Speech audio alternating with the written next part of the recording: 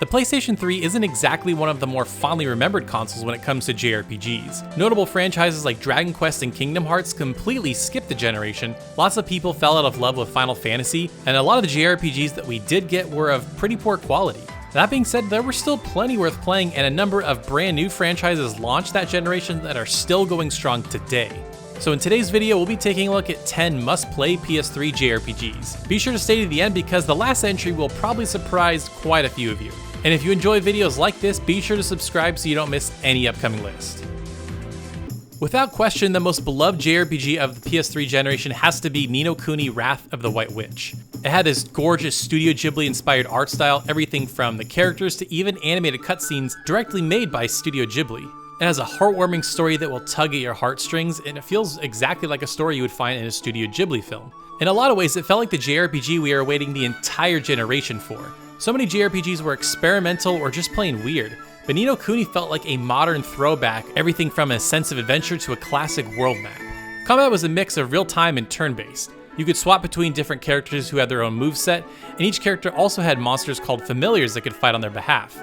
You could collect them throughout the world, each with different movesets and evolutions, obviously inspired by Pokemon. Not to mention this incredible musical score from Joe Hisaishi, who has done a lot of the musical scores again from Studio Ghibli. Thankfully, it's been remastered for modern consoles, and it's well deserving of it. So no matter which version you decide to play, definitely don't miss out on this masterpiece. The PlayStation 3 was one of the more prolific consoles for the Tales series, with Tales of Graces F standing head and shoulders above them all. Some of the key factors that made it stand out were the story and cast of characters. The game begins where our main cast are all children, and a particular set of events sets the stage for a compelling story years later when the characters are all grown up. It's honestly really fascinating to see how these different characters change and interact with each other.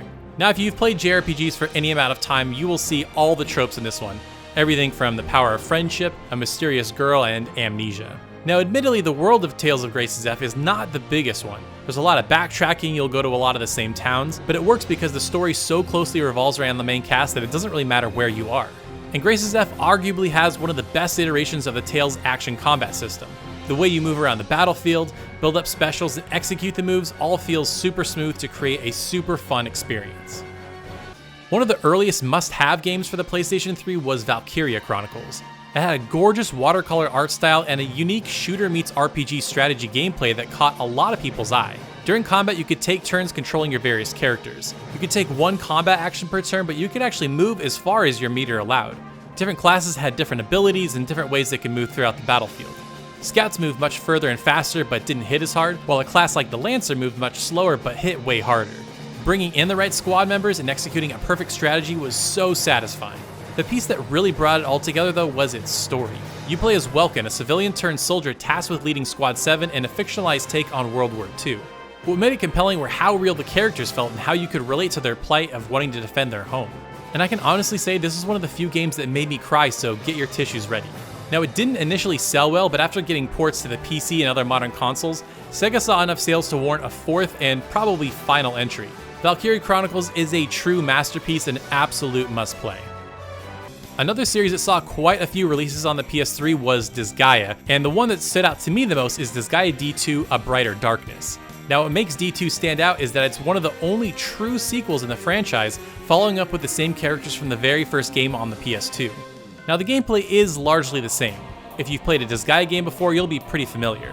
You have your turn-based strategy RPG gameplay with wacky elements like throwing characters and an item world you can explore to infinity. What makes it worth playing is the return of classic characters like Laharl, Etna, and Flan. In D2, Laharl is finally the king of the underworld, but is in danger of being overthrown. Wacky Disgaea hijinks ensue, and it's a pretty fun story. To be honest, I don't have too much more to say. It's another Disgaea game with classic returning characters that longtime fans absolutely should check out.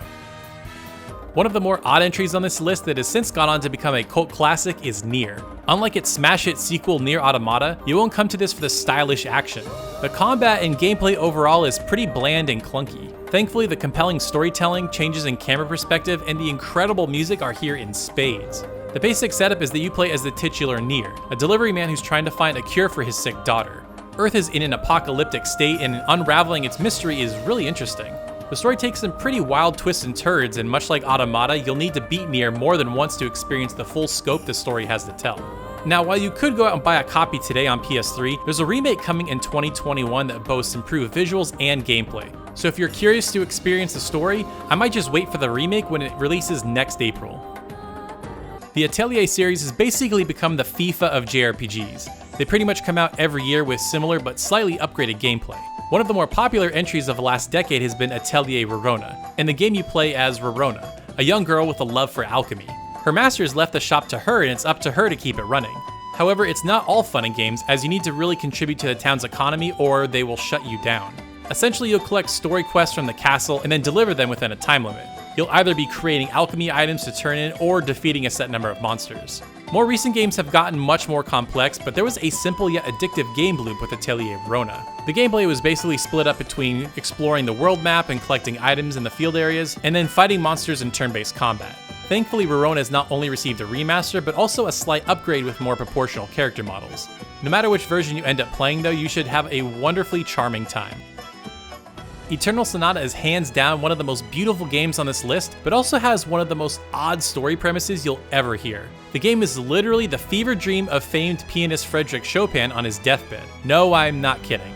Eternal Sonata's story pulls influence from Chopin's life, and you even play as him throughout the game. The soundtrack employs a number of his songs while also sprinkling in a number of original ones. As I mentioned, Eternal Sonata is downright gorgeous. The world is full of bright, saturated colors that make it a joy to explore. Sadly, you can't control the camera, but that doesn't diminish the world's beauty. When you're not doing the typical JRPG fare, you'll be in combat, which is surprisingly deep and interesting. It seems like a pretty straightforward action combat at first glance, but becomes deeper as the game goes on.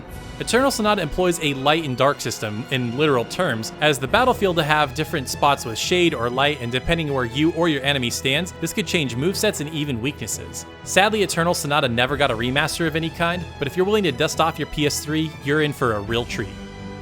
When most people think of Resonance of Fate, the term bullet ballet probably comes to mind, which is pretty fitting. Like most games on this list, Resonance of Fate experimented not only with its wild combat system, but also how you explore its world.